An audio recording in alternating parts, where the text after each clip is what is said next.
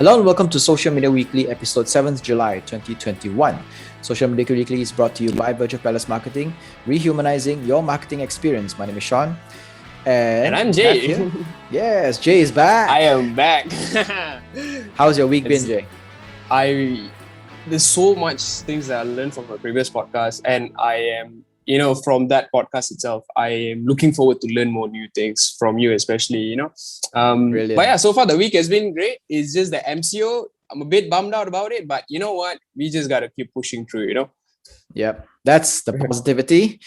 In any case, let's move on to the news of the week. Longer TikToks coming to all. TikTok has been testing 3-minute video capacity with some creators for a while now, and it has decided that everyone will be getting this new limit. So yay, TikTokers.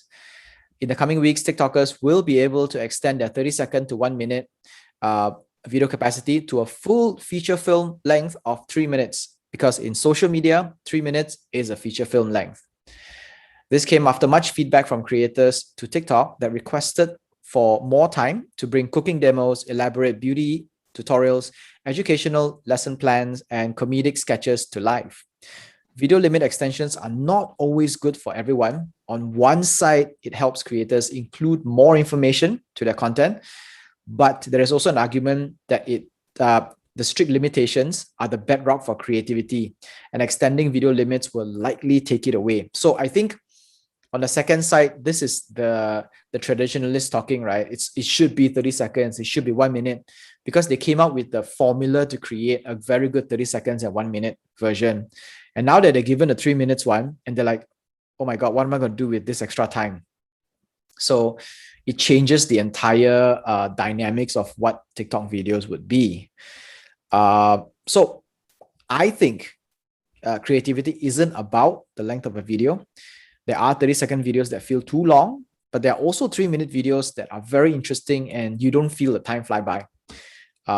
So TikTok hopes to be able to bring this flexibility and more depth to the content on its platform. What do you think about this, Jay? I feel it's a good approach to this. Having that sort of limitation whereby you have only 1 minute to 30 seconds, it's good to actually extend the period of time. So essentially, you can still choose. You can still choose if you want to do 30 seconds, if you want to choose, you want to do 1 minute as well. But now it gives you a little bit more extra leverage to use that time, that extra 3 minutes, So I guess it's an interesting approach. Really looking forward to see what sort of content people are going to create with 3 minutes. It's actually a very long time to be about to think about it. I think it's going to feel more and more like Reels content now. No, not Reels, actually IGTV content rather than short form fun type of stuff.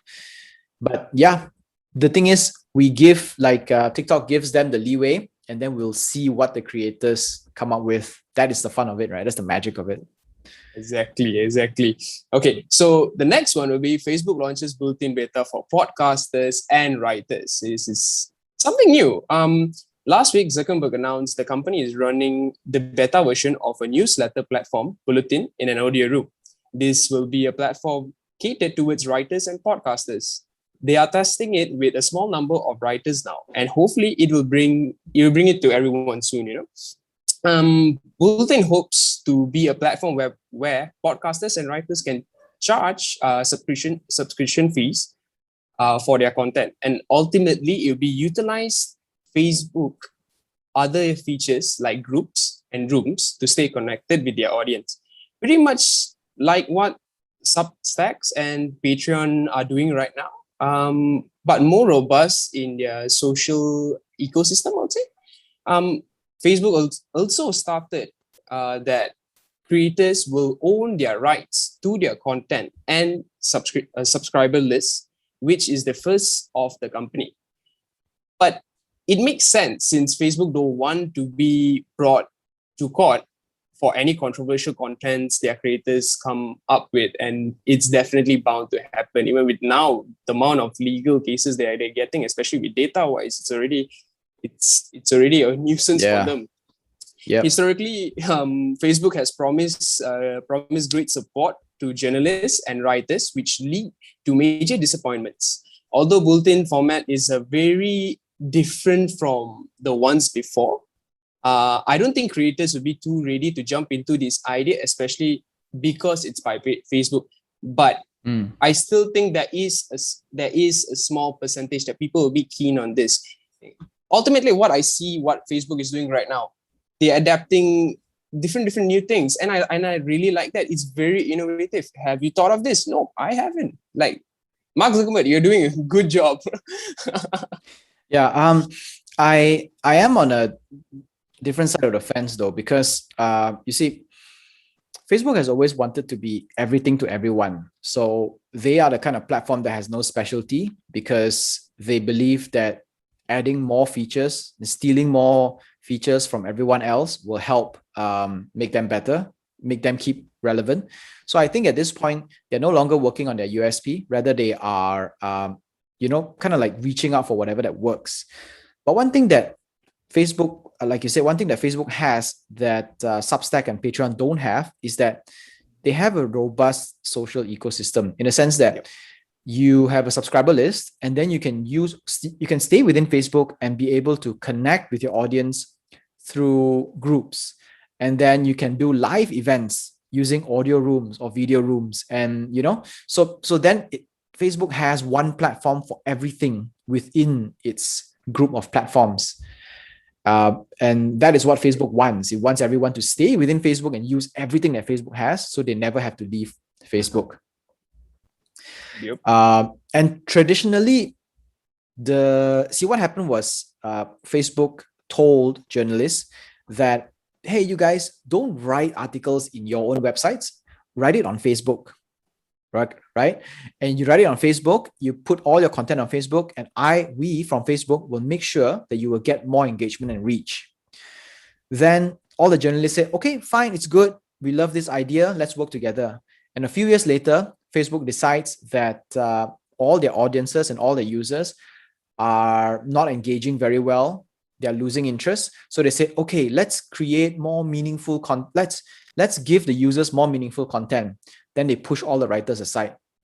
They push all the businesses aside.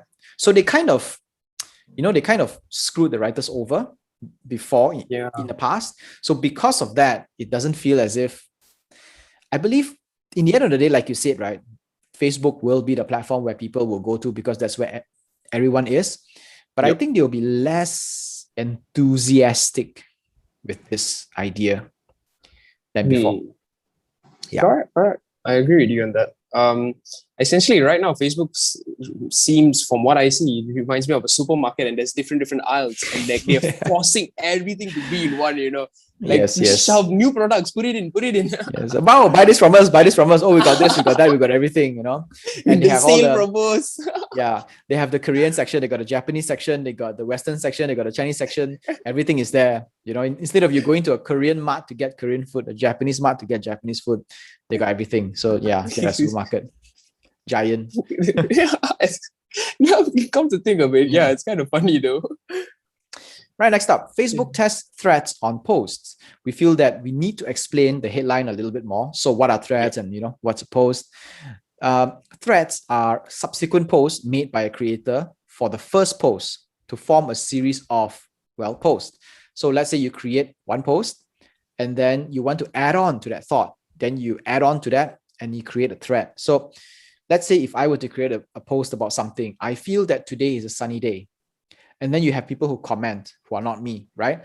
And then I would like to add to that thought, sunny, but the clouds are forming and now it's going to rain. So that becomes a thread.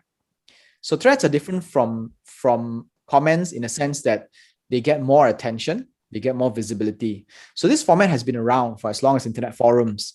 All the old blackboards and everything used to be there. And it was introduced to Twitter in 2017 because it makes sense for Twitter, because they have a very strict character limit, makes it difficult for creators to express everything in one tweet. So they have to do subsequent tweets, which creates a thread.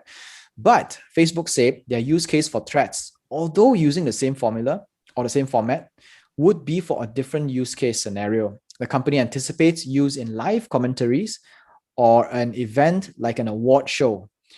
In these formats, audiences will know that the creator of the event is updating their post rather than it being drowned in a comment section and, among all the others. So I'm envisioning, let's say the Grammys, right? So maybe the MC for the Grammys is talking about something, and whenever he or she makes an announcement, it becomes a thread. And then when everyone else who's watching are commenting, so they are in this little section that nobody wants to see because it's just a mess of everything. So that's what makes it different. It would also allow post creators to update their original post without it being in the comment section or with a header edited to add, because sometimes they change their mind on something. So now it makes sense why Facebook is rolling this feature out. Facebook is pushing into the live shopping and community engagement world. Live shopping it's a very big thing now since COVID started. Yep. And having threads is one of those useful features that will separate creators' voice from everybody else's. Still, it does feel like Facebook is taking every useful feature from any social platform and putting it on Facebook. Well, yeah, that's the supermarket. They all started off with Snapchat, right? Adopting that story platform. Yeah. Yes. One by one, we're taking away. But for me personally, I feel that they should. I'm really curious how they're going to come up with this, and how is the whole platform is going to look like eventually with the threads. And but I just want to see how it goes first. But essentially, for me, I would still stick with Twitter with threads. But let's just see what happens. It's kind of interesting. It's a different approach though. But you see, the thing is, what Twitter doesn't have is at least they are working on these spaces where we can actually do live audio kind of things like Clubhouse. But it doesn't have the robust approach like what Facebook has with live video, right? So in that sense, if you want to do a live video with a group of people, and in Malaysia, there are a lot more people on Facebook than there are on Twitter. So if you do a live Facebook, the chances of you hitting more people is a lot higher than on Twitter. So it does make sense for Facebook to bring a very good Twitter feature into Facebook in order to make the platform better. But where I'm concerned is that Facebook is coming a lot more difficult to use right now, because you have this and you have that and you have all these kind of small little things. And at the end, you need a big 300-page book, Facebook for Dummies, in order to learn how to use Facebook. Yes. And they're constantly coming with new things, Yeah. And it makes sense for us because we evolved with Facebook, right? We started using Facebook when it was a Friendster, and then it became, something else.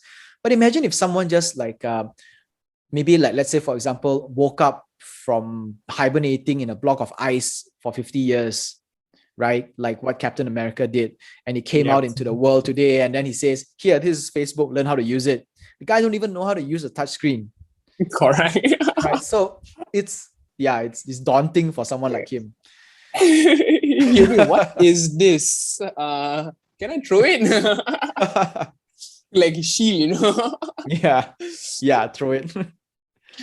Okay, the next one will be Instagram announces a major transformation. Instagram CEO Adam Mosseri said the photo sharing platform is evolving into a more than what it started to be. He said Instagram is currently building a new experience in 4 key areas: creators, video, shopping, and messaging.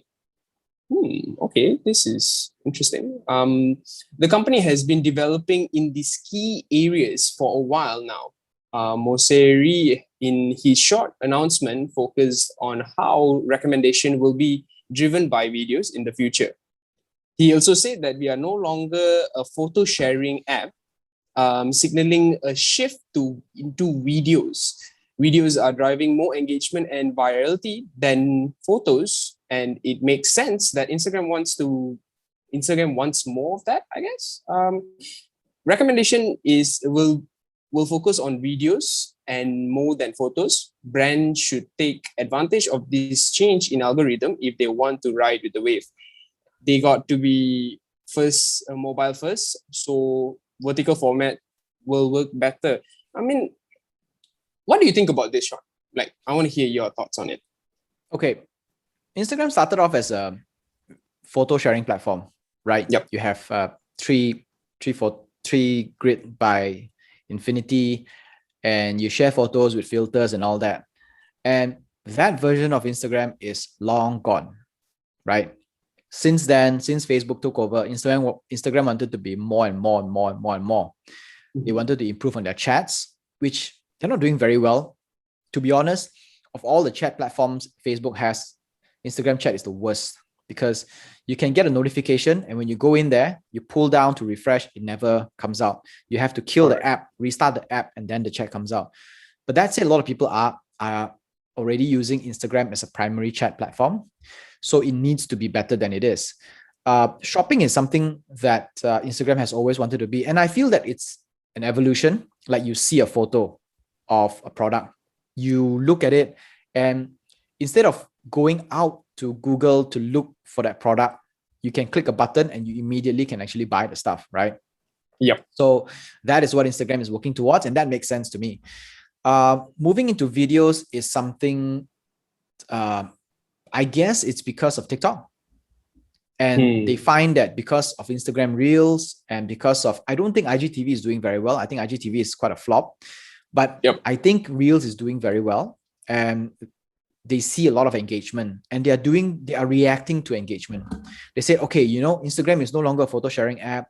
There's a lot of entertainment going on in Reels, and we want to be more in the video realm. And specifically, we want to be in the mobile first, which is the tall ones, not the type that you're seeing now, dear viewers. It's the tall ones that you would usually see in TikTok on a reel. Scroll up, just like this. Yeah. Like this. Yeah. So that matters, because as brands, we need to create content that are essentially more videos now rather than images, especially when we are on Instagram. Because when Adam Mosseri says that they are focusing on videos, that means the algorithm is pushing more videos, right? The recommendation or the explore section will talk about more videos. So because of that, if you are still posting photos, then you're kind of losing out on the engagement wave that they're pushing for. Yeah. So that's what I think about this line. At the end of the day, it is about there is a transformation going, the app is maturing, and as businesses, as brands, we need to follow suit now.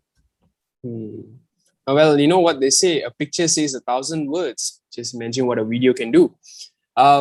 Yeah, essentially, even for me, personally, I'm a hardcore Instagram user, but I would say for me, I don't really use Instagram Reels. I haven't explored in it yet. I am mainly focused on photos. But yet, it's I'm looking forward for this whole transformation. It's just that it's gonna be a whole new shift to it. Instead of focusing on a photo-centric platform, it's now going to be more emphasized on videos. So I guess we can just hope for the best for now. Hopefully this turns out well, Yeah. Not like IGTV. Not like IGTV. Yeah. Yes. So yeah, I guess this is what's going to be. And I do believe that because of this, I have a very, very sneaky suspicion that Facebook is taking away that grid, the 3 by Infinity grid. And they're probably going to give us a TikTok type of explore section. I or wouldn't a TikTok be surprised. version. Yeah. A TikTok version where you can actually keep scrolling your own stuff. Or they won't give the square grid. They might give the tall grid, the one like Snapchat does with the discovery section.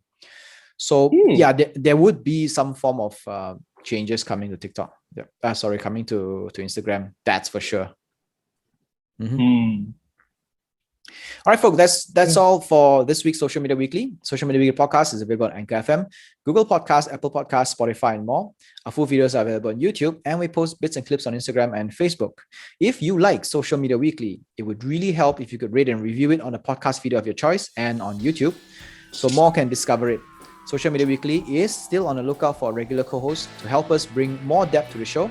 If you're interested, simply drop me an email at Shawn, that is SHAWN, at virtualpeddlers.com. This is Social Media Weekly, episode 7 July 2021. My name is Shawn. My name is Jay. Hope to see you guys soon. Yes, we'll see you next week. Stay safe. Au revoir. You too. Take care.